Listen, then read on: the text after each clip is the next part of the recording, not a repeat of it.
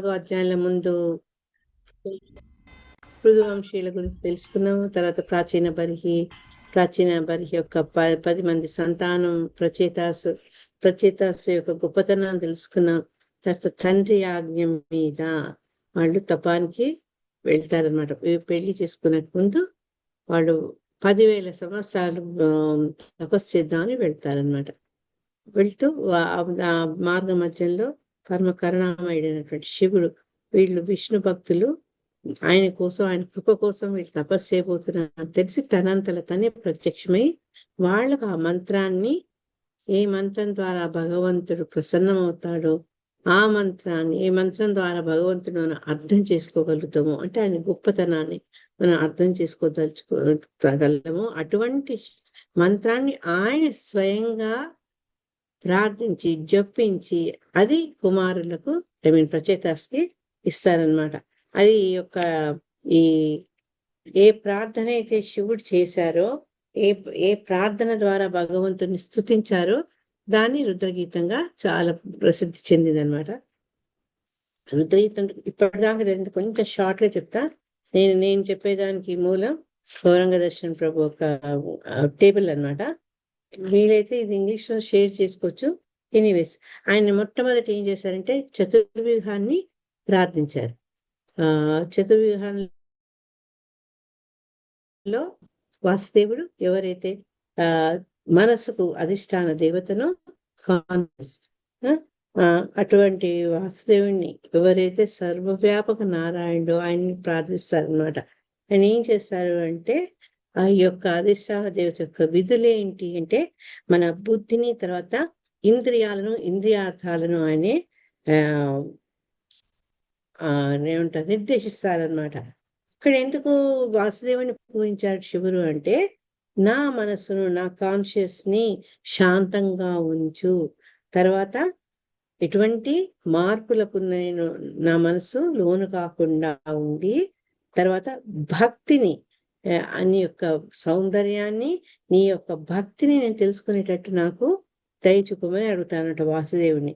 తర్వాత సంకర్షణని అడుగుతారు. సంకర్షణ ఎందుకు అడుగుతారంటే అతను ఈ జగత్తుకు అతను మూల కారణము, మాస్టర్ ఆఫ్ ఇంటిగ్రేషన్. భౌతిక మూలకాలు ఏ రకంగా కలిస్తే ఏమి ఏర్పడుతుంది అనే దాన్ని పర్యవేక్షిస్తారనమాట. ఆయన దేనికి అధిష్టాన దేవత అంటే ఎవరు? సంకర్షణుడు. అహంకారంకి మిథ్యాహంకారానికి వ్యత్యాసం మనం ఎప్పుడు తెలుసుకోవాలి?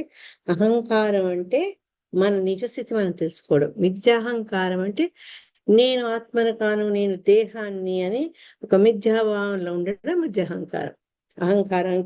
అహంకారానికి అధిష్టాన దేవత అనమాట. ఆయన ద్వారా ఏంటంటే ఈ సృష్టి స్థితి జరుగుతుంది, తర్వాత అనంతుని రూపంలో ప్రళయం కూడా జరుగుతుంది అనమాట. అటువంటి సంకర్షణ శివుడు ఏం ప్రార్థిస్తున్నారంటే నాలో మమత్వాన్ని నశింపజేయి. ఈ మన ప్రాబ్లం అంతా అవే కదా, మమకారాలు, మమకారాల మూలంగానే ఈ బద్ధ జీవితంలో మనం చిక్కుకొని పోతున్నాం. అందుకని అటువంటి మమత్వాలను నాకు తీసి ఆ మమత్వాన్ని భగవంతుడికి నేను అటాచ్ చేసుకునేటట్టుగా నా మీద దయ చూపుచు. అదే రకంగా అహంకారం ఏదైతే ఉందో నా నిజస్థితిని భగవంతుని యొక్క నిత్య భక్తుడుగా గుర్తించేటట్టుగా నా మీద కరుణ చూపు అన్నారు. ఇందులో రెండు, ఒకటి ఏంటంటే నా మమత్వాన్ని భగవంతుని వైపు, నిజస్థితి అంటే మన జీవుల యొక్క నిజస్థితి భగవంతుడికి నిత్య సేవకులము. ఆ స్థితిని తెలుసుకునేందుకు, ఆ స్థితిలోనే నిల్చుండేందుకు ఇక్కడ సంకర్షణ యొక్క అనుగ్రహానికి ప్రార్థిస్తున్నారు. తర్వాత ప్రద్యుమ్నుడు అంటే ఏంటంటే బుద్ధికి అధిష్టాన దేవత. ఆయన ఏం చేస్తారు అంటే ఈ విశ్వ ప్రబోధాయ, మనం ఈ చేతనంలో అందరికి కూడా ఈ విశ్వంలో చేతనాన్ని కలిగిస్తారనమాట. అందుకని ఇక్కడ ఏమని అడుగుతున్నానంటే శివుడు నాలో బుద్ధిని వికసింపచేయి, దాంతో ఏంటంటే నేను భక్తిలో స్థిరంగా ఉండగలను అని అడుగుతున్నారు. ఈ రకంగా ప్రద్యుమ్నుని ప్రార్థిస్తే అనిరుద్ధుడు ఏంటంటే మనసుకు అధిష్టాన దేవత. ఆయన ఏం చేస్తారంటే ఇంద్రియాల మూలం మనకు తెలుసు, ఈ శరీరం అంతా ఈ ఇంద్రియాల ద్వారా నడుస్తుంది. ఇంద్రియాలకు మూలం మనసు. అటువంటి మనసుకు ఎవరైతే అధిపతియో అతనెవరు? అనిరుద్ధుడు. ఆయన ఇక్కడ ఋషికేశ అన్ని ఇంద్రియాలకు అధిష్టాన దేవత అయినటువంటి అనిరుద్ధుణ్ణి, అంటే ఆ మనస్సును కంట్రోల్ చేసే శక్తిని కావాలని అడుగుతారనమాట.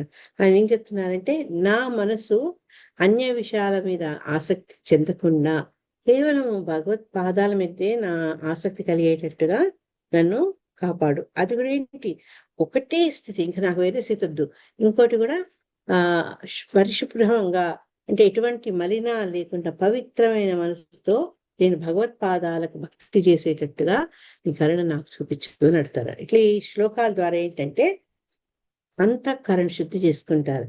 అంటే ఏంటి, చిత్తము, అహంకారము, బుద్ధి, మనసు, ఇవన్నీ ఆయన వర్షిప్ చేసుకుంటూ ఆ అధిష్టాన దేవతను పూజ చేస్తూ భగవంతుని ఇంకే రకంగా ప్రార్థిస్తారు అంటే, ఈ భౌతిక అవి ఉన్నాయి కదా, మనం భూమిరా పోనలో వాయువు అనుకున్నాం కదా, ఈ భౌతిక ఎలిమెంట్స్ ని ఇంకా 4 శ్లోకాల్లో ప్రార్థిస్తారనమాట.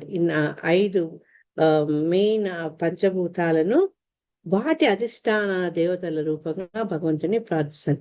ఎందుకు ఎవరిని ప్రార్థించినా అది ఎందుకు భగవంతుడికి ఏమవుతుందంటే, ప్రతిదీ భగవంతుడి నుంచే వచ్చింది కాబట్టి మళ్ళా వాటిని ఒక్కొక్క దాన్ని ఆయన ఏ రకంగా తను ఉపయోగించదలుచుకుంటున్నాడో అవన్నీ వాటి అధిష్టాన దేవతల ద్వారా స్వామికి నివేదన చేస్తున్నారు అనమాట. 36, 37 శ్లోకాల్లో సూర్యదేవుడు ఎవరికి అధిపతి అంటే కంటికి, దృక్కుకు. తర్వాత ఆయనే అనిరుద్ధుని యొక్క విస్తారం అని కూడా చెప్తారనమాట. మనం మొన్న క్లాస్ చదువుతున్నాం. ఆయన ఏంటంటే ఈ సర్వభూ జగత్తులో నరిష్మెంట్, పోషణకు ఆయన ఉపయోగపడతారు. ఏ రకంగా ఉపయోగపడతారు? వర్షాల ద్వారా వాటికి ఆహారాన్ని కలిగిస్తారు. అంతేగాక ఇంకొక విధి కూడా చెప్పారు. ఆయన ద్వారా స్వర్గానికి ద్వారాలు తీయబడతాయి అని చెప్పారు. అంటే ఎవరైతే సద్భక్తిలో నెలకొంటారో అటువంటి వాళ్ళకు స్వర్గ ద్వారాలు ఓపెన్ చేయబడతాయి అనమాట ఆయనతోటి.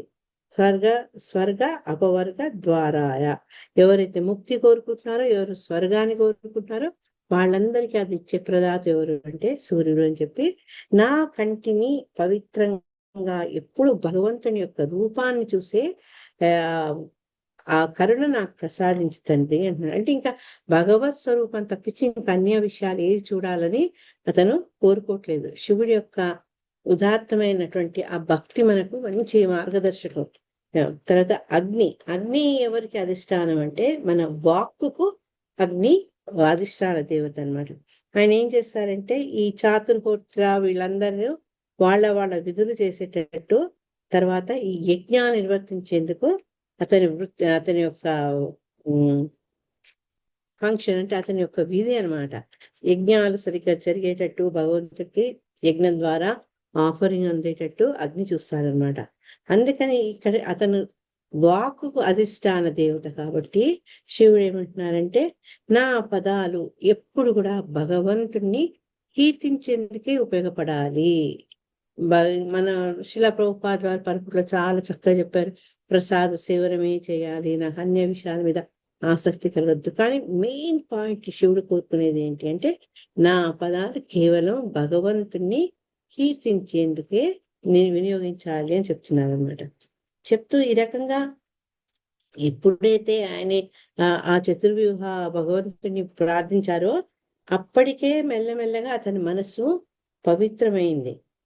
కానీ మనసు ప్రాబ్లం ఏంటంటే అది చాలా చంచలం, మన కృష్ణ కదా. అందుకని ఇంకా ఆ అధిష్టాన దేవతలకు ఆయన ఈ మనసు ఎప్పుడు పవిత్రంగా ఉండేటట్టు భగవంతుడి మీద ధ్యానం చేయగలిగే స్థితి కోసము ఆయన ఏం చేశాడు, చంద్రుని కూడా ప్రార్థిస్తారనమాట. ఈ సోమ అంటే ఎవరైతే ఈ చంద్రలోకానికి అధిష్టాన ఉంటారో ఆయనే మనసుకు అధిష్టాన దేవత అనమాట. అంతేగాక ఆయన్ని ఈ 3 వేదాలు జగత్తుకు అందించిన వాడు అని కూడా చెప్పారన్నమాట. త్రయ్యాహ అంటే ఈ 3 వేదాలు జగత్తుకు అందించిన వారు అనమాట. ఆయన ఏం చేస్తారంటే పితృలోకాలకు, తర్వాత అందరి దేవతలకు వాళ్ళ యొక్క అవసరాలు ఆయనే తీరుస్తారనమాట. అటువంటి సోము నన్ను ఏమడుగుతున్నారు అంటే, నాకు ఈ పితృలు, తర్వాత దేవతలు, మునులు, మహర్షులు, జీవాల పట్ల ఉండే రుణాల నుంచి నన్ను విముక్తుని చేయి. నేను ఎవరి పట్ల రుణంగా ఉండకుండా కేవలం భక్తిలోనే నేను పాల్గొనేటట్టుగా నా మనస్సుని భక్తి అందు ఏమంటారు, భక్తిలోనే స్థాపించుకునేటట్టు, స్థిరంగా ఉండేటట్టు ప్రే చేస్తారనమాట. ఇక్కడ నిమగ్నం అవడం మాత్రం, నిమగ్నం అవడమా? Thank you, correct. నిమగ్నం అంటే భక్తిలోనే ఆయన మగ్నం అయ్యేటట్టు అడుగుతున్నారు అనమాట. తర్వాత ఈ సోమకు ఇంకొక అధిష్టాన దేవత కూడా చెప్తారు. ఒకటి మనస్సుకు చెప్తారు, సెకండ్ ఏమో రుచికి అని చెప్తారు. అది చెప్పి ఈ రుచి మన అందరికీ ఆ రుచి ద్వారా మనం తృప్తి పొందుతాం కదా. అనేక రకాల రుచులు ఉంటాయి. వాటి ద్వారా తృప్తి పొందేందుకు జీవుడికి ఆ శక్తిని, ఆ నాలుక ద్వారా ఉండే ఆ రుచిని ఎవరు అధిష్టాన దేవత అంటే సోముడు. ఇక్కడ ఏం చెప్తున్నారంటే, నేను భగవంతుని ప్రసాదాన్ని స్వీకరించాలి, భగవంతుని నామాన్ని నేను ఆస్వాదించాలి, ప్రసాదం కాక నేను దేని పట్ల ఆకర్షితం కాకుండా ఉండేటట్టు నా మీద అనుగ్రహం చూపి అని అడుగుతున్నారంట. అంటే సోముడికి ఉండే విధి ఏంటంటే, ఆయన రెండింటికి అధిష్టాన దేవత, మైండ్కు, రుచికి, నాలుకకు. తర్వాత ఇటు పితృలోకాలకు కావాల్సినవన్నీ ఆయన సమకూరుస్తారు. తర్వాత ఈ రుచి, జీవులకు కలిగే నానా రుచులు ఆయన ఈ రుచి ఈ యొక్క అధిష్టాన దేవత ద్వారా మనకు అందజేయబడుతుంది. కానీ మనం ఏంటంటే మిగతా రుచుల పట్ల ఆసక్తి చూపకుండా కేవలం భగవత్ ప్రసాదం పట్ల, భగవన్ నామాన్ని కీర్తించడం పట్లనే రుచి పెంచుకోవాలి. అది శివుడు మనకు ప్రార్థించి ఉదాహరణగా చూపిస్తున్నారు. 39th శ్లోకం మనం చేసాం. 39 చేసామా, గుర్తుందా? విరాట్ రూపన అన్నారు అక్కడ. ఓ దేవా, అవును, ఇది 40 చేయాలి మనము. ఓ దేవా, నువ్వు విరాట్ రూపుడవు, ఆ రూపమునందే జీవుల దేహములన్నీ నెలకొని ఉన్నాయి. ముల్లోకమును పాలించిన వాడవైన నీవే మనస్సును, ఇంద్రియాలను, దేహమును, వాటి యందు ప్రాణమును నిలుపువాడవు. అట్టి నీకు వందనములు. ఇక్కడ నాకు నాగచంద్ర మాతాజీ గుర్తుకొచ్చారు. ఎందుకంటే ఈ విరాట్ రూపాన్ని మళ్ళా హిరణ్య గర్భగా కూడా ఇక్కడ మన గౌరాంగ దర్శన ప్రభు చెప్పారనమాట. ఈ యొక్క భూతలం ఒక మూర్తి భవించినట్టు హిరణ్య గర్భాన్ని పేర్కొంటూ అన్ని జీవులు అందులోనే నిమిత్తమై ఉన్నాయన్నమాట. తర్వాత ఈ విరాట్ రూపంలో ప్రతి ఎలిమెంట్ అంటే మనకు ఏవైతే కావాల్సిన మనసు, ఇంద్రియాలు, దేహాలు, ప్రాణాలు ఇవన్నీ కూడా ఆయన లోపలే ఉన్నాయని చెప్తూ శిలా ప్రభుపాదులు వారు చక్కటి ఉదాహరించారు. మన దేహంలో కనుక అనేక సూక్ష్మ జీవులు ఉన్నట్టుగా, అనేక రక్త కణాలు ఉన్నట్టుగా, అనేక కణాలు ఉన్నట్టుగా భగవంతుడి యొక్క ఆ దేహంలో కూడా అనేక జీవులు అక్కడ ఉన్నాయన్నమాట. అటువంటి ఆ విశ్వరూపాన్ని, అటువంటి ఆ విరాట్ రూపాన్ని, ఆ రకంగా అన్ని తన గర్భంలో దాల్చుకున్నటువంటి హిరణ్య గర్భుడికి ఇక్కడ శివుడు వందనాలు ఇస్తుంటాడు అనమాట. ఇక్కడ ఏం చెప్తున్నారంటే, నా నాసికను కేవలము భగవంతుని యొక్క ఏమంటారు వాసనను, అంటే భగవంతుడికి చెందిన అంటే పుష్పాలే గాని, తులసి గాని, సాంబ్రాణి గాని, అగరబత్తి గాని, భగవత్ సంబంధమైన ఈ వాసనను పీల్చుకునే శక్తిని నాకు ఇవ్వమని చెప్తున్నాడు. నా దేహంలో ఉన్న ప్రతి అంగాన్ని కూడా భగవంతుడి సేవకే వినియోగించే కరుణను కోరుతున్నారు. మొన్న మనం ఎవరిని తలుచుకున్నాం ఈ సందర్భంలో?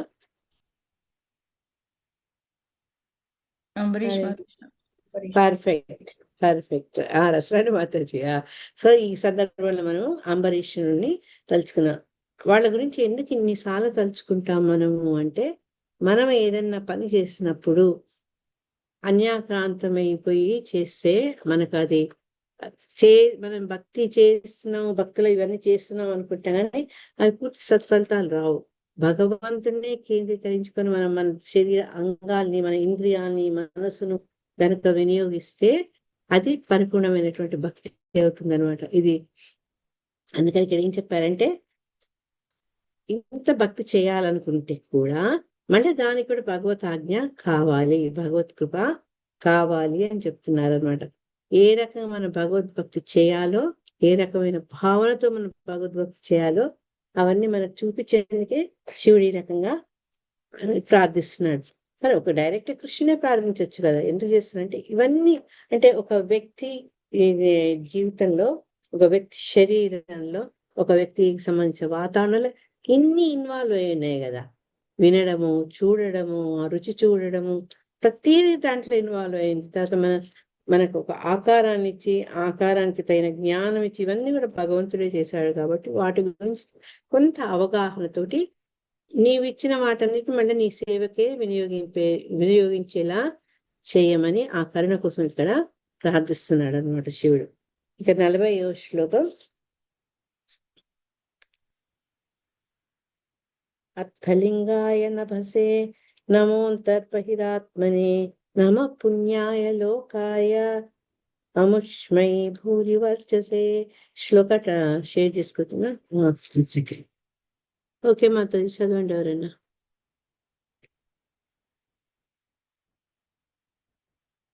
చేసింది తల్లి. పోయింది. ఆల్రెడీ చేసా మాతాజీ, అదే హరే కృష్ణ. చదవండి. దామోదరి చేసింది తను చూడండి. ఒక్క నిమిషం మాతాజీ. బుక్ లో చదవనా మాతాజీ? బుక్ చూసి చదువుతాను మాతాజీ. ఇద్దరు దగ్గర మాట్లాడుతున్నారు. చదవండి Lakshmi Mataji. Okay Mataji, thank you. Hare Krishna. Already నేను షేర్ చేసే ఉంది మాతాజీ, చూడండి, చదవండి. ఇప్పుడు వచ్చింది మాతాజీ, ఇందాక పోయింది మళ్ళీ. ఓకే మాతాజీ. అర్ధలింగాయ నభసే నమోంతర్బహిరాత్మనే నమః పుణ్యాయ లోకాయ ఆయుష్మై భూరి వర్చసే. హే ప్రభు, నీ దివ్యవాణిచే సమస్తము యొక్క నిజమైన అర్థమును నీవు వెల్లడి చేయదు. అంతర్బాహ్యములందు వ్యాపించి ఉన్నట్టు ఆకాశము నీవే అయి ఉన్నావు. ఈ భౌతిక జగత్తునందు మరియు దీనికి పరముగాను వనరించబడేది సమస్త పుణ్యకర్మల చరమ లక్ష్యము నీవే. అట్టి నీకు మరల నమస్కరించుచున్నాను. Thank you Mataji. Hare Krishna. Thank you. Hare Krishna.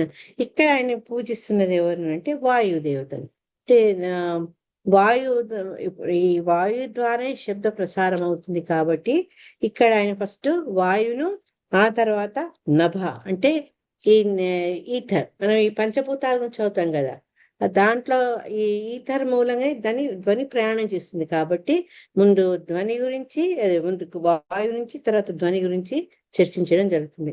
40వ శ్లోకంలో ఏం చెప్తున్నారు అంటే, ఏ చెప్పినా చివరికి మళ్ళా మనం గ్రహించుకోవాల్సింది ఏంటంటే శిలా ప్రభుపాద యొక్క ఎక్స్ప్లెనేషన్ ద్వారా ఇప్పుడు ప్రస్తుత కాలంలో చాంటింగ్ కి అన్నిటికంటే ఎక్కువ ప్రాధాన్యత ఉంది అన్న విషయాన్ని అది మనం అర్థం చేసుకోవాలి అని ఇక్కడ ఎందుకు చెప్తున్నారు అంటే, శబ్ద బ్రహ్మం అంటే వేద ప్రమాణం. అది మామూలుగా మనం ఎన్నో రకాల భౌతిక పరంగా మనం ఏవేవో సిద్ధాంతాలను సూచించినప్పటికీ కూడా వేదాలు మటుకు ఏం చెప్తున్నాయంటే ఈ మనకు ఏది పరమమో దాన్నే సూచిస్తున్నాయి అన్నమాట. అందుకని దాన్ని శబ్ద బ్రహ్మం అంటారు. మనం సామాన్యంగా చెప్తాం చూడండి, హరే కృష్ణ కృష్ణ కృష్ణ హరే హరే, హరే రామ రామ రామ హరే హరే, ఇది షోడక నామ్న కలి కల్మష నాశనం నాదః పరతరం నానే సర్వ వేదేషు దృశ్యతి. ఇంకా వేరే మార్గం లేదు. సర్వ వేద చూపిస్తుంది ఏంటి అంటే నామ స్మరణ అని. అంటే వేదాలు అల్టిమేట్ గా మనల్ని ఎక్కడికి మనల్ని నడిపిస్తాయి అంటే అన్నిట్లో ఉత్తమమైనటువంటి భగవంతుని ఏ రకంగా మనం శరణు వేడాలి, ఏ రకంగా మనం శరణాగతి చేయాలి అనే విషయానికి చెప్పేది ఈ వేదాలు. మిగతా ఎన్నో విషయాలు ఉన్నాయి, కానీ మనకు మానవ శ్రేయస్సుకు ఏదైతే మనకు తోడ్పడుతుందో అవి వేదాలు. కాబట్టి వాటిని శబ్ద బ్రహ్మ అని అన్నారు. ఎందుకంటే అవి భగవంతుడి ద్వారా వచ్చినాయి. కాబట్టి భగవద్గీతలు చెప్పారు కదా, నేను వేదం ద్వారా తెలుసుకోవాల్సింది కూడా నన్నే అని. అటువంటి వేదాన్ని కృష్ణుడికి రిప్రజెంటేటివ్ అని కూడా ఆచార్య చెప్తారనమాట. ఎందుకంటే ఆయన ద్వారా చెప్పబడినాయి కాబట్టి ఈ వేదాల్లో చెప్పే విషయాలన్నీ కూడా భగవంతుని వాక్కుకు ప్రాతినిధ్యం వహిస్తున్నాయి అన్నమాట. శిలా ప్రభుపాద ఏం చెప్పారంటే వేదాల్లో చెప్పేవన్నిటి మనం ఇంతకుముందు చదువుకున్నట్టు కలిసి సంతర్పనిషత్తులు చెప్పిన దానికి తగినట్టుగా ఈ వేదాలకు సారం ఏంటి అంటే హరే కృష్ణ మహామంత్రము. ఎందుకంటే మనకు తెలుసు నామానికి ఎటువంటి భేదం లేదు, అభేదమైనవి. భగవంతుని నామాన్ని జపించడంలో మనం భగవంతుని అనుస్మరం మనం దర్శించుకుంటున్నాం అన్నమాట. అందుకని ఈ మహామంత్రము వేదాల యొక్క సారమని కూడా శిలా ప్రభుపాద చెప్పారనమాట. అయితే మనలో ఉండే ఎక్స్ప్రెషన్స్ ఏదన్నా చెప్పాలి అంటే ఇదేంటంటే వాయు ద్వారా శబ్దం ద్వారా తెలుస్తుంది. నాకు నొప్పి లేస్తుంది అమ్మా అంట అనగానే ఆ పదం గాలిలో ప్రయాణం చేసి ఇతర ఆడితే సరే మాతాజీకి ఏదో బాధ కలిగిందని. అట్లా మనలో ఉండే భావాలు ఏవైనా కూడా ఈ వాయు ద్వారా శబ్దం ద్వారా ప్రయాణం అవుతుంది అనమాట. అది ఒక భౌతికపరమైనది కానీ ఒక ఆధ్యాత్మిక పరమైనది కూడా. ఈ శబ్దం అనేది లేకుంటే మౌనంతో అన్ని అర్థం చేసుకోవడం అసాధ్యం. మరి ఎందుకు మనం ప్రే చేస్తున్నాం? భగవంతుడికి తెలుసు కదా. అయినా మరి ఎందుకు మనం ఈ శబ్దం ద్వారా స్మృతుల ద్వారా కీర్తనల ద్వారా ఎందుకు భగవంతుడు తెలుస్తున్నాం? అందుకని దీన్ని బట్టి ఏంటంటే శబ్దానికి ఉండే ఇంపార్టెన్స్ మనకు తెలుసుకోవచ్చు అనమాట. ఈ వేదాల్లో ఏం చెప్తున్నారంటే వాసుదేవుడు ఆయన సర్వవ్యాపకుడు అని చెప్తున్నారు, నారాయణుడు అంటున్నారు. ఆయనే బయట వెలుపల అంటే బాహ్యంగా కూడా స్వామి నెలకొన్నాడు. వాసుదేవుడు అంటేనే అన్ని కదా, అన్ని చోట్ల నెలకొన్నవాడు, సర్వాంతర్వ్యాపి. అటువంటి భగవంతుడు గురించి వేదాల్లో చర్చించడం జరిగింది. అదే మనకు భగవద్గీతలో కూడా మళ్ళా 13వ అధ్యాయంలో చెప్పారనమాట. ఆయన యథా ప్రకాశేత్యేక కృత్స్నం లోకమిమం రవి క్షేత్రం క్షేత్రి తథా కృత్స్నం ప్రకాశేతి భారత. అంటే సూర్యుడు ఒకటే అయినా లోకమంతా తన కాంతి పుంజాలతో ఏ రకంగా ప్రకాశవంతం అవుతుందో అదే రకంగా భగవంతుడు ఏంటంటే దేహంలో ఉండే ఆత్మను చైతన్యంతో ప్రకాశిస్తున్నాడు. ఆత్మ కారణంగా శరీరం అంతా చైతన్యవంతం అవుతుంది. దాన్ని ఎలా ప్రకాశింపజేస్తుంటే భగవంతుడు ప్రకాశింపజేస్తున్నాడు అనమాట ఆత్మ ద్వారా అని చెప్తూ ఈ ఆత్మకు పరమాత్మకు ఉండే కంపారిజన్ చెప్పారు శిలా ప్రభుపాద వారు. ఇంతేమన్నారంటే మామూలుగా జీవాత్మ పరమాత్మ అనుకోండి, ఆత్మ పరమాత్మ అంటే మనకు కొంచెం కన్ఫ్యూజ్ కాకుండా మన జీవుని దేహంలో ఉన్నది ఏదైతే ఉందో అది జీవాత్మ అనుకుంటే అదేంటంటే భౌతిక దేహం అంతా వ్యాపించి ఉండడం వల్ల చైతన్యం మనలో కలుగుతుంది అనమాట. అదే రకంగా పరమాత్మ మొత్తం ఈ విశ్వంలో వ్యాపించడం వల్ల అన్నిట్లో పరమ చైతన్యం కలుగుతుంది. అంటే అణువు ఏమంటారు దాన్ని, మన యొక్క వ్యత్యాసం, మన యొక్క పరిమాణ వ్యత్యాసం తెలుస్తుంది. జీవాత్మ ఎంత ఒక కణమైతే ఆయనే అనంతం అన్నమాట భగవంతుడు. ఎందుకలా చెప్తున్నామంటే ఆ జీవాత్మ మనలో చైతన్యాన్ని కలిగిస్తూ మన దేహాన్ని వదిలి వెళ్ళిపోతుందో అన్ని రకాల వ్యాపారాలు బంద్, మనము ప్రాణరహితం అవుతాం, జీవరహితం అవుతాం అన్నమాట. అదే రకంగా భగవంతుడు ఒక్క ప్రెజెన్స్ వల్ల, ఆయన ఉనికి వల్ల, రూపంలో ఆయన ఉండడం వల్లే ఈ జగత్తులో చరాచరాలన్నీ కూడా సక్రమంగా జరుగుతున్నాయి. టైం పొద్దున సూర్యుడు వస్తాడు, టైంకి ఆయన సూర్యుడు అస్తమిస్తాడు, తర్వాత టైంకి అనేక ఋతువులు వస్తుంటాయి. మనకైతే 6 ఋతువులు ఉన్నాయి. 6 ఋతువులు సకాలంలో వస్తుంటాయి, వచ్చేవి. కానీ అంటే ప్రస్తుతానికి మనం అనొచ్చు మాతాజీ ఇప్పుడు అవన్నీ ఇట్లా జరగట్లేదు కదా అంటే, ఎందుకు జరగట్లేదు అంటే అది భగవంతుడి కారణంగా కాదు, మానవుడు కల్పించిన వైపరీత్యాలు, కానీ అది భగవంతుడికి వచ్చినటువంటి కష్టాలు కాదనమాట. మనలో ఆశలు పెరిగిపోయి మన ప్రకృతిని గౌరవించకుండా తర్వాత దుర్వినియోగం చేస్తే మనకిచ్చిన ఈ ఫెసిలిటీస్ని ఇవన్నిటి మనము దుర్వినియోగం చేయడం వల్ల మనం ఎదుర్కొంటున్న పరిణామాలు. కానీ భగవంతుడు మటుకు అంత తన యొక్క శక్తితో ఈ భౌతిక ప్రపంచాన్ని ఆయన చక్కగా నడిపిస్తుండేది అనమాట.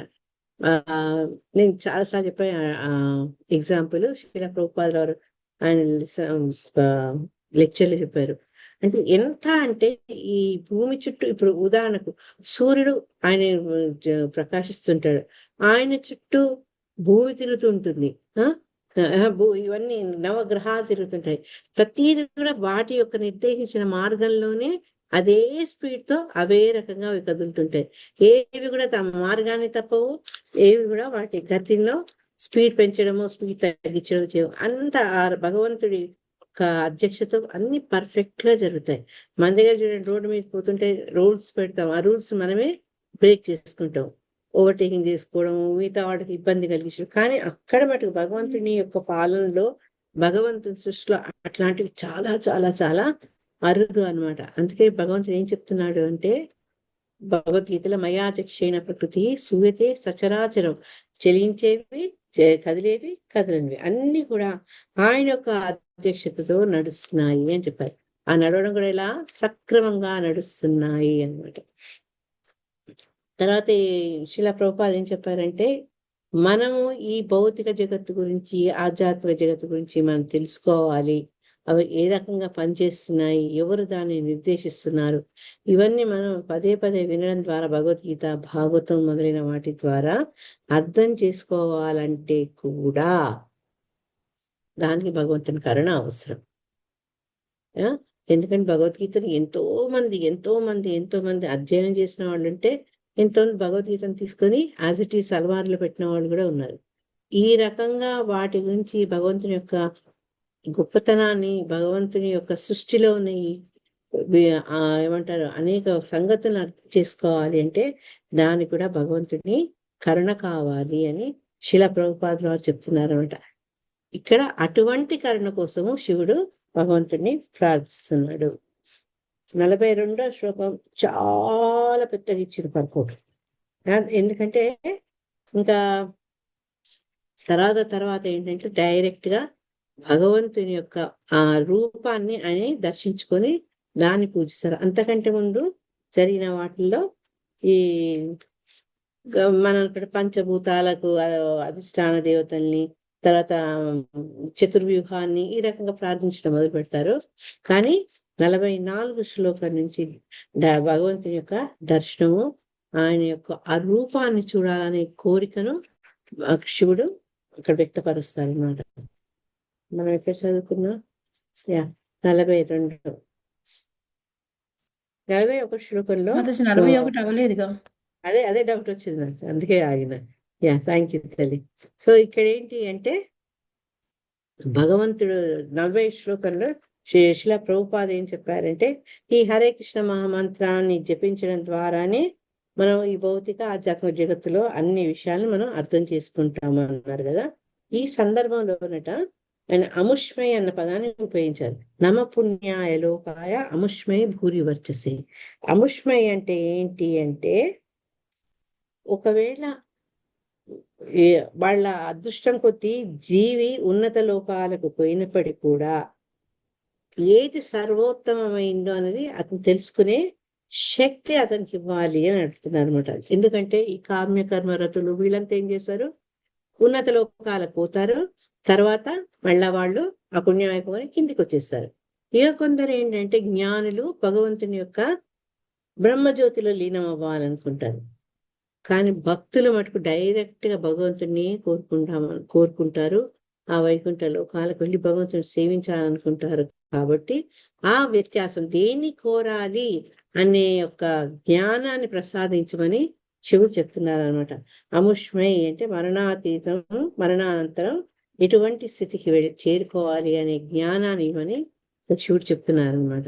చెప్పి శిలా ప్రభుపాద ఏమంటున్నారంటే లాస్ట్ పర్పోర్ట్ లో కృష్ణుని అంటే ఆయన యొక్క గొప్పతనాన్ని చెప్తూ 10th చాప్టర్ లో పవిత్రం పరమం అని చెప్పారు. పవిత్రం మన అర్జునుడు చెప్తాడు కదా ఆయన ప్రేర్ చేసుకుంటూ, అది నేనే కాదు అసితుడు, నారదుడు మొదలైన వారందరూ కూడా చెప్పారు అని.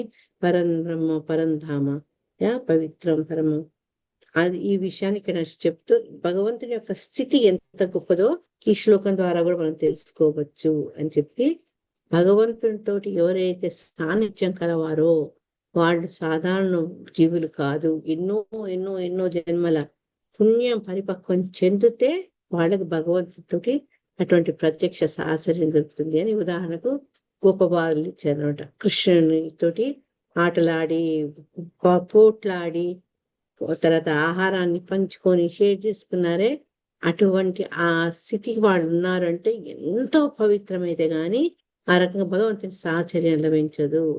ఎందుకంటే మనం పవిత్రం ఎందుకు అవ్వాలి అంటే ఆయన పరమ పవిత్రుడు. అటువంటి పరమ పవిత్రుడిని చేరాలి అంటే మన అర్హత పవిత్రత సంపాదించుకోవాలి అని శ్రీల ప్రభుపాద గారు చెప్పారు. 41లో ప్రవృత్తాయ నివృత్తాయ పితృదేవాయ కర్మణి నమో ధర్మ విపాకాయ మృత్యవే దుఃఖదాయ చ. హరే కృష్ణ. పద్మజ చదవండి. ఒక్క నిమిషం సరోజ. పద్మజ చదువు పద్మజ. ప్రవృత్తాయ నివృత్తాయ పితృదేవాయ కర్మణి నమో ధర్మ విపాకాయ మృత్యవే దుఃఖదాయ చ. హే ప్రభు, పుణ్యఫలములను వీక్షించువాడవు నీవే. ప్రవృత్తి నివృత్తి తత్పరిణామ కర్మలు కూడా నీవే.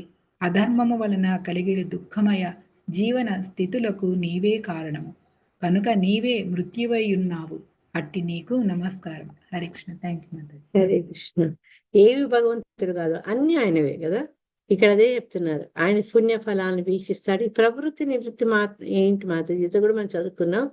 ప్రవృత్తి అంటే ఏంటి, నివృత్తి అంటే ఏంటి? తత్పరిమాణ కర్మలు అంటే ఆ ప్రవృత్తి మార్గం ద్వారా ఎన్నుకున్న దాని వల్ల, నివృత్తి మార్గం ఎంచుకున్న దాని వల్ల ఎటువంటి కర్మలు ఎటువంటి పరిణామాలు వస్తాయి అనేది కూడా చెప్తున్నారు ఇక్కడ. కానీ అసలు ఆ బేసిక్ ప్రవృత్తి నివృత్తి అంటే ఏంటి? హరే కృష్ణ.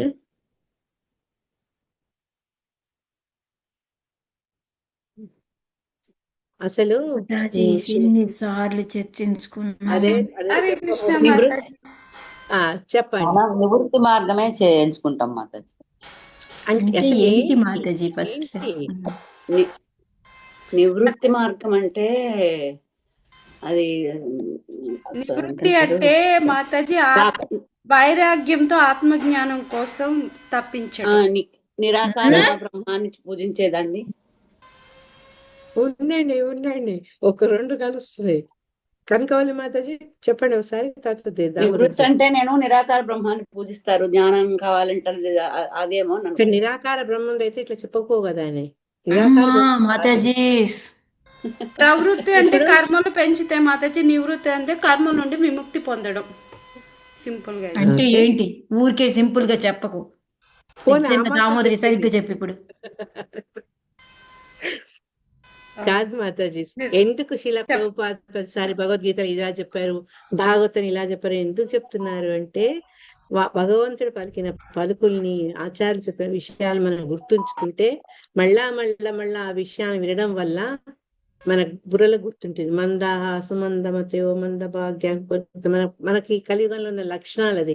అందుకే ఇన్నిసార్లు శిలా ప్రభుపాద ఒకటే విషయాన్ని మనకు అనిపిస్తున్నచ్చు. ఎందుకు మళ్ళా చెప్తున్నారంటే ఎన్నిసార్లు చెప్పినా మనం మర్చిపోతాం కదా. ఈ రోజులాగా ఇవేంటంటే మన ఇంగ్లీష్ లో నాకు తెలుసు మాతాజీ, తెలుగులో నేను ఎక్స్ప్లెయిన్ చేయలేదు. చెప్పు మాతాజీ. అదేంటంటే అది part of worldly engagement Mataji. అది వేదిక్ ట్రెడిషన్ బట్టి అంబిషన్స్ ఫుల్ఫిల్ చేసుకోవడానికి, మెటీరియల్ డిజైర్స్ కోసానికి వాళ్ళు చేసే పనులు మాతాజీ వరల్డ్ ఎంగేజ్మెంట్. నివృత్తి అంటే ఇవి కానివి మాతాజీ, అది ఓన్లీ భక్తికి ఫేవరబుల్ అయ్యేవి, దాంట్లో వెళ్తారు వాళ్ళు నివృత్తి. అదే అంటే ఈ హిందూ ఈ ఫిలాసఫీ బట్టి చెప్పేది అంటే రెండు మార్గాల్లో సామాన్యంగా మనం ఈ మన ధర్మాన్ని ఈ రెండు రకాలుగా ఆచరిస్తాం. మాతాజీ చెప్పినట్టు ప్రవృత్తి మార్గం అంటే ఏంటి అంటే, మనము ఈ భౌతిక సంబంధించిన కార్యక్రమాల్లో చాలా చురుకుగా పాల్గొంటాం అన్నమాట మనం.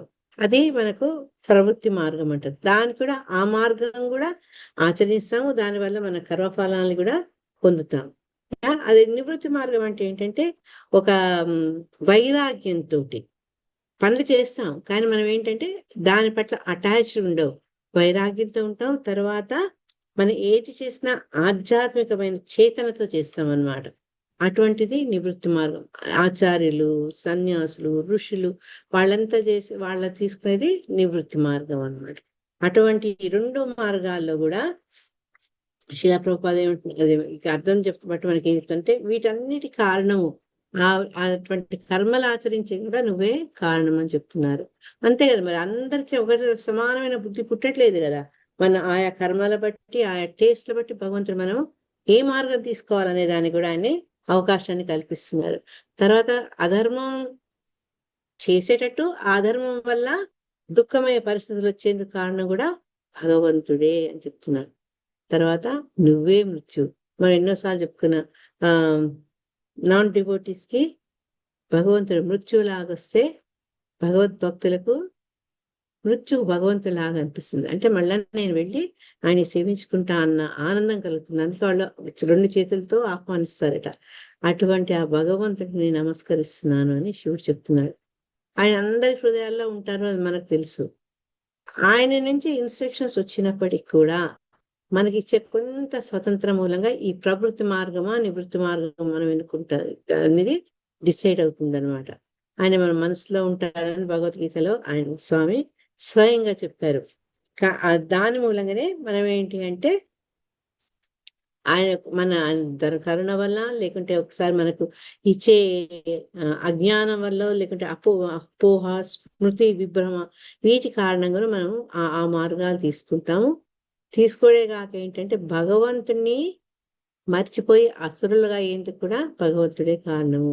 భగవంతుడు తలుచుకునేది కూడా భగవంతుడే కారణం. మనం ముందు శ్లోకాలు కూడా చదువుతున్నాం కదా, భక్తి చేయాలి అంటే కూడా దానికి ఎవరు కరుణ కావాలి? భగవంతుడు కావాలి. ఈ రకంగా ఈ భగవంతుడు చేసే భగవంతుడి కారణంగానే అన్ని ప్రవృత్తులు మనలో ఏర్పడతాయి. ఇక్కడ అదే చెప్తున్నా కదా, ప్రవృత్తించా నివృత్తించా జనాన విధురాసుర. ఇది కూడా మనం భగవద్గీతలో ఆల్రెడీ చదువుకున్నాం, దాని డిస్కస్ చేసాం కూడా. ఇది అది ఏ రకంగా మనం ప్రవర్తించాలో తెలియని వాళ్ళు అసురులు అవుతారు. భగవంతుని ఎవరైతే ఆశ్రయిస్తారో వాళ్ళు సురులు అవుతారు అనమాట. కానీ ఇక్కడ శిలా ప్రభుపాద క్లియర్ గా చెప్తున్నారంటే వాళ్ళు అసురులైనా కూడా భగవత్ కారణంగానే వారు అటువంటి ప్రవర్తన చేస్తున్నారు అని తెలుసుకోవాలి. అయితే ఆయన ఏం చేస్తారంటే వాళ్ళకి ఆ భక్తి భగవంతుడి పట్ల ఇచ్చలేనందువల్ల అది మర్చిపోయి భగవంతుడి గురించి వాళ్ళు ఆ రకంగా ప్రవర్తించేందుకు భగవంతుడి అవకాశాన్ని కల్పిస్తున్నాడు అని చెప్తున్నారు. ఈ రకంగా ఎవరు ఏ రకమైనటువంటి కార్యాలు చేసినప్పటికీ కూడా భగవంతుడి కారణంగానే ఇవన్నీ జరుగుతున్నాయి. అందుకే ఇక్కడ శిలా ప్రభుపాద మళ్ళీ ఈ 925 శ్లోకాలు కూడా కోట్ చేసి ఒక్కొక్కరు ఒక రకమైన వాళ్ళని ఆశ్రయించి అటువంటి పరిణామాలు దానికి తగినటువంటి పరిణామాలు, దేవతలు పూజించేవాడు దేవతలు పుట్టారు, పితృదేవతల్ని పూజించేవాడు పితృదేవతలు పుట్టారు, అన్ని చెప్పుకుంటూ ఈవెన్ భూత ప్రేతాలను ఆరాధించేవాళ్ళు వాళ్ళలో చేరుతారు. ఎవరు భగవంతుడిని ఆశ్రయిస్తారో వాళ్ళు భగవంతుని యొక్క ఆశ్రయంలోకి వెళ్తారు అని చెప్తున్నారు అనమాట. ఆ భగవంతుని ఆశ్రయంలో వెళ్ళినాడు ఈ జన్మ మృత్యు జరా వ్యాధి ఈ వలయంతో వాళ్ళు బంధితులు కారు. కానీ మిగతా వాళ్ళంతా అంటే ఎవరైతే భక్తి చేయరో, భక్తిని ప్రాక్టీస్ చేయరో వాళ్ళు ఈ పునరపి మననం పునరపి జననం అంటే ఈ వలయంలో ఎప్పుడు తిరుగుతూ ఉంటారనమాట. అటువంటి పరిస్థితిని ఈ దుఃఖదాయ అనే పదాన్ని సూచిస్తుందని శిలా ప్రభుపాద చెప్పారు. ఆ దుఃఖదాయ అనే పదం ఎప్పుడు వచ్చిందంటే నమో ధర్మ విపాకాయ మృత్యువే దుఃఖదాయచ. అంటే ఇది నిజంగా కూడా కష్టం. మనం ఆ స్థితి దాటి వెళ్ళిపోతే ఇంకా మళ్ళీ జన్మ ఉండదు, హ్యాపీగా స్వామిని సేవించుకుంటూ మనం వైకుంఠ లోకాల్లో ఉండొచ్చు. లేకపోతే ఏంటంటే ఈ రకమైనటువంటి ప్రవృత్తి పనుల ద్వారా అసుర మానసిక స్థితి ద్వారా అన్ని కూడా మనము చేయకూడని పనులు చేయడము, తద్వారా ఈ ఫలితాలను అనుభవిస్తూ దుఃఖమైన పరిస్థితిలో ఉండడం జరుగుతుంది.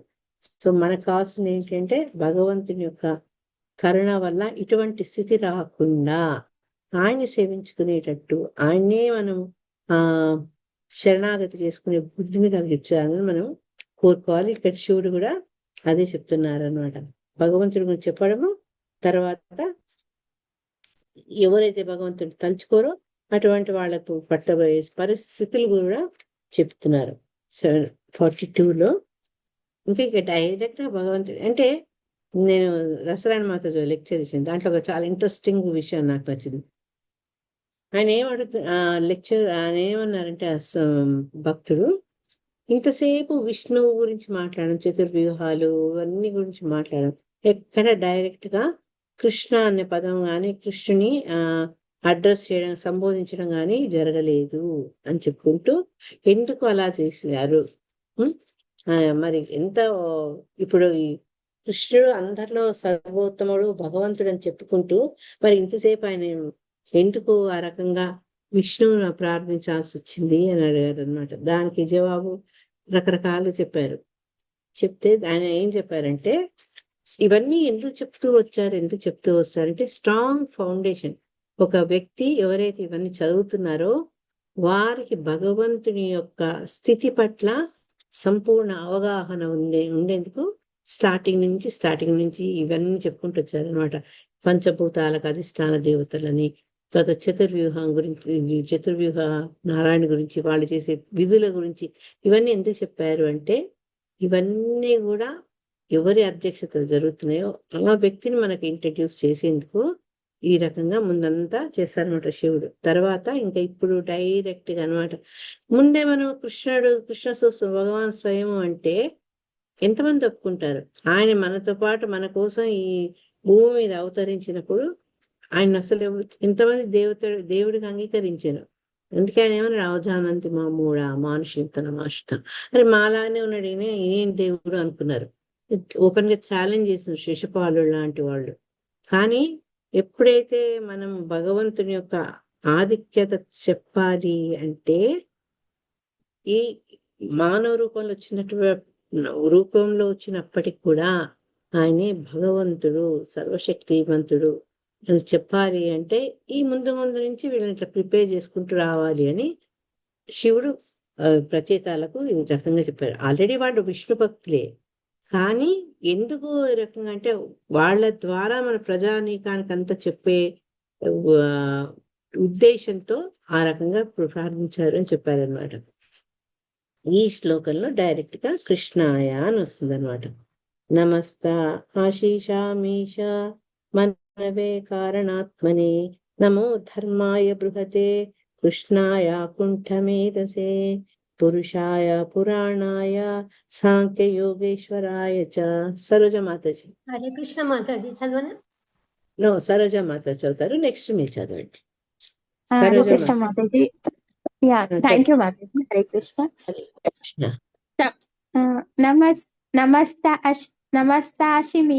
నమస్తాశీషమీషా మనవే ఆశిషా.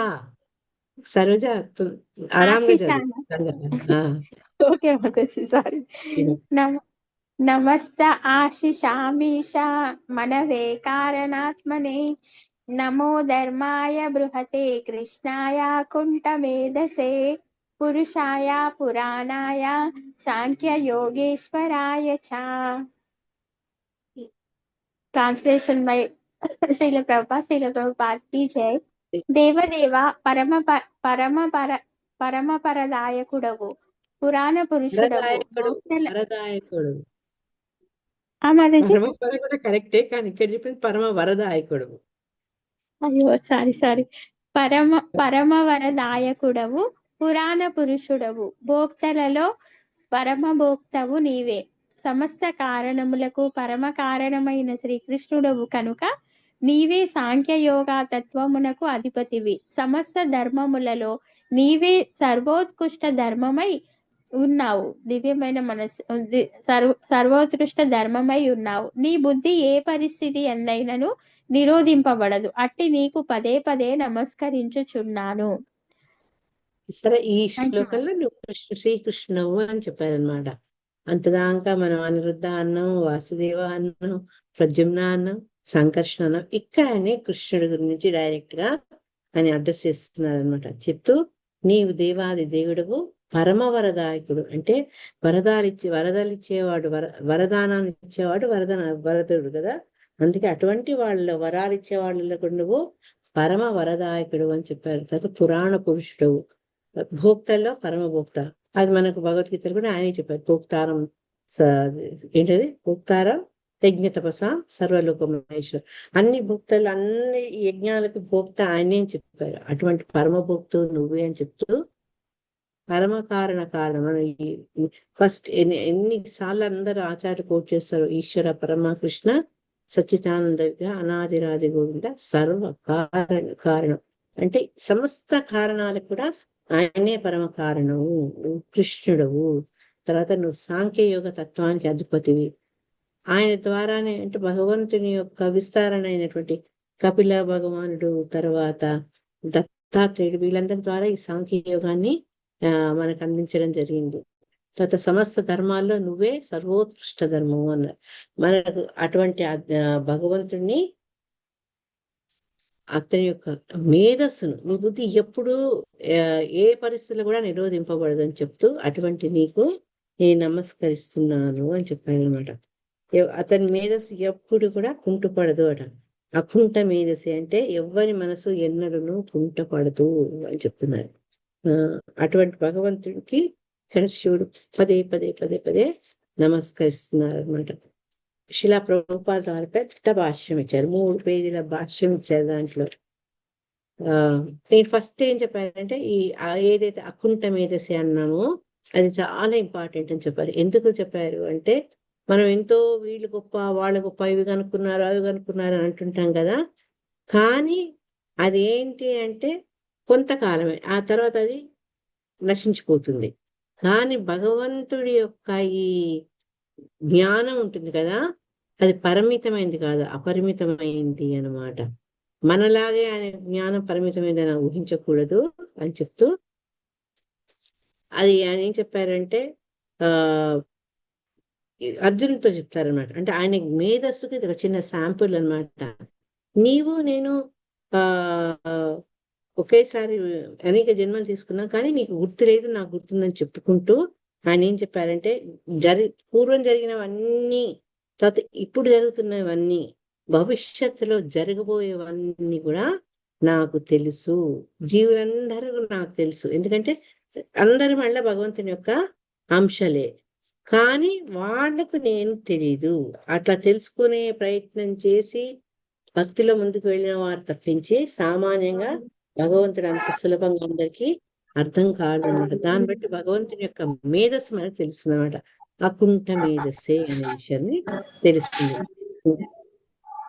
ఇక శిలా ప్రభుపాదులు ఏం చెప్తున్నారు అంటే భగవంతుడి అనుగ్రహం లేకుంటే భగవంతుని ఎవరు తెలుసుకోలేరు. అంతే కదా, సూర్యుని కాంతి రావాలి అంటే మన కిటికీ తలుపులు తీస్తే లోపలి కాంతి వస్తుంది, తలుపులు కిటికీలు అన్ని బంధిస్తే నీకు లోపలికి కాంతి ఎలా వస్తుంది? ఆ ప్రయత్నం మనం చేయాలి కదా. ఆ ప్రయత్నం చేయాలి అంటే భగవంతుడి అనుగ్రహం లేకుంటే భగవంతుని తెలుసుకోలేదు. అదే నేను ఇచ్చిన ఉదాహరణ కరెక్ట్ ఫిట్ అవుతుందో లేదో నాకు తెలియదు. కాబట్టి కానీ ఎవరైతే కృష్ణుని కృష్ణునిపై ఆధారపడి ఆశ్రయిస్తారో అటువంటి కృష్ణుని ప్రతినిధికి కానీ కృష్ణుడికి కానీ ఏది అన్సర్టనిటీ అంటే అనిశ్చితం, సంశయం అనేది ఏది ఉండదు అనమాట. ఎందుకంటే భగవంతుడి నుంచి వచ్చిన ప్రతీది కూడా పూర్ణమైనది జ్ఞానము అని చెప్తూ అది భూత భవిష్యత్ వర్తమాన కాలాలకు కూడా అది అన్వయించుకోవచ్చు. మరి భగవద్గీత ఇప్పటికీ మనం అది ఎన్నో ఏళ్ళ 5000 years జరిగింది చెప్పింది కృష్ణుడితో. మరి ఈ రోజు కూడా మనం అన్వయించుకోగలుగుతున్నాం కదా. అంటే భగవంతుని యొక్క జ్ఞానం బట్టి మనకు ఈ విషయాన్ని మనం అర్థం చేసుకోవచ్చు అనమాట. అన్ని భూత భవిష్యత్ వర్తమానాలు కూడా అన్వయించుకునేటటువంటి జ్ఞానాన్ని ఆయన భగవద్గీత ద్వారా పలికారనమాట. కాబట్టి ఏంటి అంటే ఆయన్ని భగవంతుడు పలికిన దాన్ని ఎవరైతే దృఢంగా విశ్వసించి దాన్ని వాళ్ళు ప్రచారం చేస్తున్నారో అటువంటి వాళ్ళకు కూడా ఎటువంటి సందేహం ఉండదు. ఎందుకంటే పరంపరాగతంగా భగవంతుడు చెప్పిన విషయాలను పూర్తి విశ్వసించి తను నమ్మిన ఈ సిద్ధాంతాన్ని మళ్ళీ 10 మందికి ఆ ప్రతినిధి అందజేస్తాడు. కాబట్టి అతనికి ఎటువంటి సందేహం ఉండదు. ఇప్పుడు నాకు ఎవరి మీద నమ్మకం లేదనుకోండి, నమ్మకం విశ్వాసం లేనప్పుడు వాళ్ళు చెప్పిన విషయాన్ని నేను పూర్తిగా నమ్మనప్పుడు ఇంకోటికి ఆ విషయాన్ని నేను చెప్పలేను. ఎందుకంటే నాలోనే ఆ స్థిరత్వం లేదు, ఇంకోటికి నేను ఏం అందించగలను. కానీ ఇక్కడ అట్లా కాదు. ఎవరైతే ఈ భగవంతుని ప్రతినిధులు ఉంటారో భగవంతుని యొక్క వాక్కుల్ని, ఆయన యొక్క మేధస్సును సంపూర్ణంగా విశ్వసిస్తారు కాబట్టి దాన్ని అందజేస్తారు. అందుకని ఇక్కడ ఏం చెప్తున్నారంటే శిలా ప్రభుపాద్ మాకు ఈ హరే కృష్ణ ఉద్యమం కూడా భగవంతుడు పలికినటువంటి భగవద్గీత యాజ్ ఇట్ ఈస్ దాని మీదే ఆధారపడింది కాబట్టి ఇంకా ఇట్లా ఇందులో ఉండే వాళ్ళకు ఎటువంటి అనిశ్చయత, అన్సర్టనిటీ ఉండదు. అంటే భగవంతుడి పట్ల గాని భగవంతుని యొక్క వాక్కుల పట్ల గాని సందేహం ఉండదు. సర్వధర్మాన్ పరిత్యజ్య మామేకం శరణం వ్రజ అన్నారు అని. మనకు డౌట్ ఉందా ఆయన్ని ఎందుకు శరణు వేడాలి అని అనుకుంటామా మనం? ఈ కృష్ణ కాన్షియస్ లో జీవితంలో ఇంకా మొట్టమొదట్లో మన సాధకుల్లో చివరిలో ఉన్నాం. అటువంటి మనమే దేవాది దేవుడిని విశ్వాసం ఉంటే మరి ఎవరైతే భగవంతుడి ప్రతినిధిగా ఉన్నాడో, ఎప్పుడు సమస్తం ఆయన మీదనే అతను భారం వేశారో అటువంటి వాళ్ళు ఏంటంటే ఇంకా వాళ్ళలో ఎటువంటి అనుమానానికి తావులేదు. అది శిలా ప్రభుపాద్ చెప్తున్నారు అనమాట. అది ఇంకో పదం గురించి చెప్పారు, అశిషామీష అని చెప్పారు. అంటే వరాలు. ఆ వరాలు ఇచ్చేయడానికి ఏంటి, మనకు ఎంతో మంది ఉన్నారు వరాలు ఇచ్చేందుకు. దేవతలు ఉన్నారు, తర్వాత ఋషులు ఉన్నారు, తర్వాత కొందరు శక్తివంతులు ఉంటారు, సాధుజనులు, మహాత్ములు. వీళ్ళందరూ ఏంటంటే ఎవరైతే ఆశ్రయిస్తారో వాళ్ళకి కావాల్సిన కోరిక డింగ్ మని వాచ్ తీసి ఇచ్చడో, లేకుంటే ఇంకేదో ఇచ్చో అట్లా ఎవరి స్తోమతకు ఎవరి స్థాయి తగినట్టు వాళ్ళు వరాలు ఇస్తుంటారు. కానీ అటువంటి వరాలు ఇచ్చే శక్తి వాళ్లకు భగవంతుని ద్వారానే వచ్చింది అనే విషయాన్ని మనం గుర్తుంచుకోవాలి. కాబట్టి ఆశామీష అని ఇక్కడ కృష్ణుని సంబోధించడం జరిగింది అనమాట. భగవంతుడి అనుగ్రహం లేకుంటే మనం ఇంకోళ్ళను అనుగ్రహించలేము. మనం ఎవరి మీదన్నా ఏదో వరాలు ఇవ్వాలన్నా, కోరిన తీర్చాలన్నా కూడా దానికి భగవంతుని శక్తి చాలా అవసరం. కాబట్టి ఆ విషయాన్ని మనం గమనించాం. మనం ఎందుకు ఇట్లా చెప్పాల్సి వస్తుంది అంటే ఆయన చెప్పారు కదా, ఈ మనిషి సరి అయినటువంటి అవగాహన లేకపోతేనే అన్య దేవతల్ని ఆశ్రయిస్తారు. కానీ ఆ అన్య దేవతలకు వీళ్ళ కోరికలు తీర్చే శక్తిని కూడా ఇచ్చేవాడు నేనే అని స్వయంగా భగవద్గీతలు చెప్పారు. ఇక్కడ కూడా ఆ విషయాన్ని మనకు గుర్తు చేస్తున్నారు అనమాట. భగవంతుని అనుగ్రహం లేకుంటే ఎవరు ఇంకోళ్ళకి వరాలు అందించలేరు. తర్వాత మనమే అనే విషయం కూడా ఇక్కడ చెప్పారు శ్లోకంలో. ఈ శ్లోకంలో ఆల్మోస్ట్ ఎవ్రీ ఆల్టర్నేట్ వర్డ్ గురించి డిస్కస్ చేస్తారు శిలా ప్రభుపాదులో. మనమే అంటే మనకు దీని గురించి చాలా చెప్పారనమాట. ఎవరైతే ఈ మనకు పురాణాల్లో చెప్పారు కదా, మనువులు బ్రహ్మ ఆయన లైఫ్ సైకిల్ అంటే ఆయుష్ 100 ఏళ్లలో ఎంతమంది మనువులు వస్తారు ఏంటి ఇవన్నీ చదువుకున్నాం కదా. అటువంటి ఆ మనువులు కృష్ణుని యొక్క శక్తి ఆవేశ అవతారాలు అని చెప్పడం జరిగింది అనమాట. ఆ స్వయంభూ మనువులు అందరిలో ఎక్కువ చెప్పుకునేది ఎవరు అంటే స్వయంభూ మనువు. అక్కడి నుంచే మొదలైంది మనువు పరంపర అంతా. అటువంటి అదెవరు అంటే శ్రీకృష్ణుని యొక్క అవతారము, ఎక్స్పాన్షన్ అనే విషయాన్ని మనకు చెప్తూ ఇక్కడ చాలా డీటెయిల్ మళ్ళీ శిలా ప్రభుపాద ఏం చెప్పారంటే 14 మనువులు ఉంటారు బ్రహ్మదేవుని ఒక్క రోజులో. తర్వాత ఒక నెలలో 420 మంది ఉంటారు. తర్వాత సంవత్సరంలో 5040 మంది మనువులు. బ్రహ్మ యొక్క మొత్తం జీవిత కాలంలో 5,04,000 మంది మనువులు ఉంటారు అని చెప్పారనమాట. కానీ వీళ్ళందరికీ కూడా పరమ నిర్దేశకుడు ఎవరు అంటే శ్రీకృష్ణ భగవానుడే. అందుకని వేరొక భావంలో మనవే అను పదము అన్ని విధముల మంత్రముల పూర్ణత్వం. అంటే ఏ మంత్రాలు మనం ఉచ్చరించినా దాని పూర్ణత్వం మనవు అనే పదం ద్వారా సూచించడం జరిగింది. మనవు అంటే ఒకటి వ్యక్తిగత మనవైతే, ఒకటి ఏంటంటే ఈ యొక్క పూర్ణత్వాన్ని సూచించే పదం అని చెప్తూ, ఆ మంత్రాలు ఏంటి అంటే మంత్ర అంటే మన మనస్సును బంధనాల నుంచి విముక్తి చేసేది మంత్రం. కాబట్టి అటువంటి మంత్రము మనం ఇక్కడ హరే కృష్ణ మహామంత్రం చేయడం ద్వారా మనం ఎటువంటి పరిస్థితుల్లో ఉన్నా కూడా దాని నుంచి బయటపడవచ్చు అని శిలా ప్రభుపాద వారు మనకు ఆశ్వాసన ఇస్తున్నారు అన్నమాట. అంటే మనవులు అంటే ఈ మంత్రాల యొక్క పూర్ణత్వం సూచించేవాడు. ఇక్కడ మనవు యొక్క ఉనికి భగవంతుని ద్వారానే వచ్చింది. కాబట్టి మనం ఈ మహామంత్రాన్ని చేయడం ద్వారా మనము మన బంధాల నుంచి విమోచన పొందొచ్చు అని శిలా ప్రభుపాద చెప్తున్నారు. తర్వాత కారణాత్మని చెప్పారు. ఇంతకుముందు నేను అర్థం చెప్తున్నా చెప్పినట్టు ఏదైనా ప్రతిదానికి ఒక కారణం ఉంటుంది. అంటే సడన్ గా ఏది అయిపోదు, మనం అది దానంతలా జరిపోవు. ఒక హేతు కారణంగానే అటువంటి సంఘటనలు అటువంటి పరిస్థితులు ఏర్పరచబడతాయి అన్నమాట. కాబట్టి కృష్ణ ప్రభుపాద వారు ఏం చెప్తున్నారంటే ఈ బ్రహ్మ సంహితాన్ని గుర్తు చేసి కృష్ణుడు భగవానుడు సర్వకారణ కారణం అని చెప్పుకుంటూ అదే కారణంతో ఇక్కడ ఆయన కారణాత్మని అని సంబోధించబడ్డారు అని చెప్తున్నారు. ఎందుకట అంటే ఈ సృష్టి రచన కూడా ఆయనే ఆది కారణం. తర్వాత మూలము బీజం అన్ని భగవంతుడే కాబట్టి భగవంతుడు అన్నిట్లో కారణాత్మని, అన్ని ఆయనే కారణము అని చెప్తూ మన భాగవతులు ఫస్ట్ నేర్చుకున్నటువంటి జన్మాదస్య అది చెప్పారనమాట. ఇతనే ఈ సమస్త ఉద్భవాలకు పరమ కారణము, భగవంతుడి వల్లనే ఈ సృష్టి అనేది జరుగుతుంది అన్న విషయాన్ని మళ్ళీసారి మన దృష్టికి తీసుకొచ్చారనమాట. తర్వాత యోగేశ్వర్ అంటే మామూలుగా యోగ శక్తులు ఉన్న వాళ్ళందరిలో కూడా ఆయన్ని ఆ యోగ శక్తులకే అధిపతి అనమాట. అటువంటి కృష్ణుని ఇక్కడ ఏం చెప్పారు అంటే సాంఖ్య యోగేశ్వరాయ అని చెప్పారు అనమాట. అంటే ఇక్కడ ఈ లాస్ట్ లైన్ థర్డ్ లైన్ లో చివరి పదం సాంఖ్య యోగేశ్వరాయ. దీంట్లో ఏంటంటే ఏదైనా కొంచెం శక్తినా మనం భగవంతుని అనుకుంటాం, కానీ ఇది మూర్ఖత్వమే అని చెప్తున్నారు అనమాట. కేవలము భగవంతుడే ఇట్లా కపిల భగవంతుడు లాగా, తర్వాత మన దత్తాత్రేయులాగా వీళ్ళు సాంఖ్య యోగాన్ని చెప్పారు. ఆయన యొక్క సృష్టి యొక్క విశేషాలు చెప్పారు. ఈ సాంఖ్యయోగ విధానాలకు యోగ శక్తులకు భగవంతుడే మూలం ఉన్నాడు. కాబట్టి ఆ యోగేశ్వర అన్న పదం కేవలం భగవంతునికే అన్వయించుకోవచ్చు అని చెప్తున్నారు. ఎందుకు ఈ మాట చెప్పాల్సి వస్తుందంటే మన కపిల గురించి చెప్పినప్పుడు దశరాణి మాత చెప్పారు, ఇదివరకు మనం చదువుకున్నాం.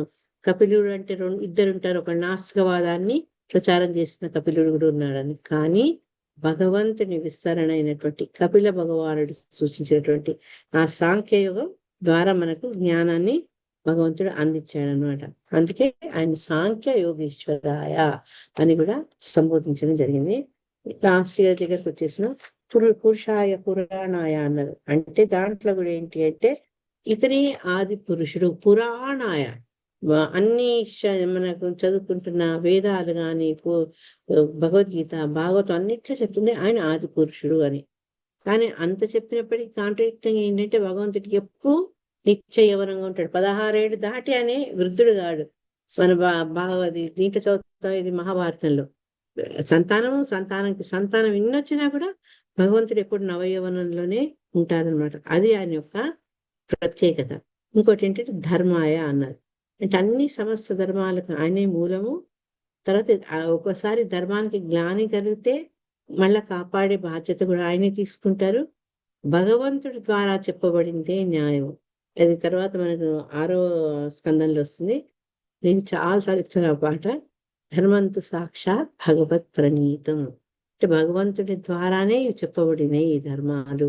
కాబట్టి ఏ ధర్మాలు అయితే భగవంతుడు చెప్పాడో దాని వల్ల ఏంటి అంటే ఈ ధర్మము స్థిరంగా ఉంది. ఇంకెవ్వరు దాన్ని కొత్తగా యాడ్ చేయలేరు. భగవద్గీతలో ఆ దేవదేవుడు ఆది ధర్మం మనకి ఎగిరించి ఇతరములైన సమస్త ధర్మాలు త్యజించు, అదే సర్వధర్మాన్ పరిత్యజ్య. మనం చేయాల్సిన మనకు ధర్మం ఏంటి, మనం ఆచరించాల్సిన ధర్మం ఏంటంటే అన్ని త్యజించి భగవంతుని ఆశ్రయించడం అనమాట. ఇక్కడ చిన్న మహాభారతంలో చిన్న కోట్ చేశారు. ఏచ వేద విదో విప్ర ఏచాధ్యాత్మ విదో జనా తే వదంతి మహాత్మానం కృష్ణం ధర్మం సనాతనం పూర్వం బ్రహ్మ సనాతనం. ఈ శ్లోకం యొక్క సారాంశం ఏమనగా, ఎవడు వేదములను పూర్ణముగా అధ్యాయం కావించెను, ఎవడు పూర్ణుడగు విప్రుడో లేదా వేద విధుడో, ఎవడు ఆధ్యాత్మిక జీవనాన్ని గురించి వాస్తవంగా తెలిసినవాడో. అంటే ఇవన్నీ క్వాలిఫికేషన్స్ అనమాట. భగవంతుడి గురించి తెలుసుకోవడం, భగవంతుడి గురించి మాట్లాడడం అనమాట. ఆ మహాత్మే మనజని సనాతన ధర్మము పరమ పురుషుడైన శ్రీకృష్ణుడు సాక్షాత్ భగవత్ పరిణితం. అంటే ధర్మము అది భగవంతుని యొక్క రూపము. భగవంతుడు పరమ పురుషుడు భగవంతుని ద్వారానే చెప్పబడింది, నిర్దేశించబడింది అని తెలుసుకునేందుకు ఇన్ని క్వాలిఫికేషన్స్. అంటే వేదాలు పూర్తిగా అధ్యయనం చేయాలి. తర్వాత ఏంటంటే ఆధ్యాత్మిక జీవనం గురించి అతని వాస్తవం ఏంటో తెలుసుకోవాలి. అటువంటి వాడు భగవంతుని యొక్క గొప్పతనాన్ని గుర్తిస్తాడు. ఇక్కడ శివుడు అటువంటి సనాతన ధర్మం ఏదో మనకు చెప్తున్నారు అనమాట. ఇంకా రేపటి క్లాస్లో యా దర్శనంలో మన 43 ఒకటి ఆగిపోయింది. 44 నుంచి ఇక డైరెక్ట్ రూపం ఫామ్, కానీ లేట్ అయిపోయింది, అందుకే ఇక్కడ ఆపేసిస్తా. అన్నిటికీ నువ్వే కారణం అన్న వాదన కావచ్చు, ఆ పాయింట్ ని ఈ శ్లోకంలో కూడా 43వ పాయింట్ శ్లోకం ద్వారా మళ్ళా నొక్కి చెప్తూ అన్ని నియామకుడు నువ్వే అని చెప్తూ ఇంకా డైరెక్ట్ గా భగవంతుని రూపం గురించి మాట్లాడడం మొదలు పెడతారు అన్నమాట. హరే కృష్ణ. గ్రంథరాశి భాగవతానికి షాయ్.